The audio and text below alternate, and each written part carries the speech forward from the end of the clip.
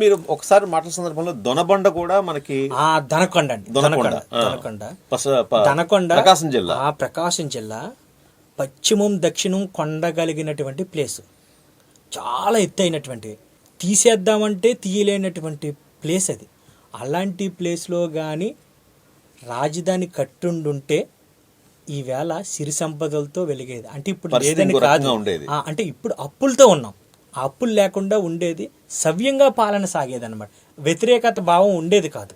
Okay, అంటే సంక్షేమ పథకాలు ఇన్నిచ్చినా కానీ ప్రజల్లో ఎందుకు అసంతృప్తి ఉంది అంటే కారణం వాస్తు. ఓకే, అంతేగాని వేరేది ఏమి కాదు. ఏ ప్రభుత్వం అయినా ప్రజల కోసమే ఏర్పడింది, ప్రజల చేతే ఏర్పడింది. కానీ ఎందుకు అదే ప్రజలు వ్యతిరేకంగా ఉన్నారు అని ఆలోచించుకుంటే మీరు ఎన్నో సందర్భాల్లో చూశారు. రాజ్యంలో ఇప్పుడు అంటే మనకి ఈ పాలన వచ్చింది, ప్రజాపాలన. రాజుల పాలనలో ప్రతిదాన్ని క్షుణ్ణంగా సిద్ధాంతాలను పెట్టుకుని ప్రతిదీ విషయానుకూలత చేసుకుని చేసేవారు. ఇప్పుడు అలా లేదు. ఒక ఆఫీసులో మనం కూర్చోవాలంటే దిశ నిర్దేశిస్తుంది, దశ తిరగాలంటే దిశ ఉండాలి.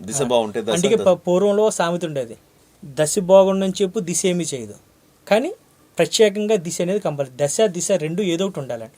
కంపల్సరీ దశ ఉన్నా లేకపోయినా దిశ ఉంటే కంపల్సరీ దశ అనేది వ్యవహరిస్తుంది.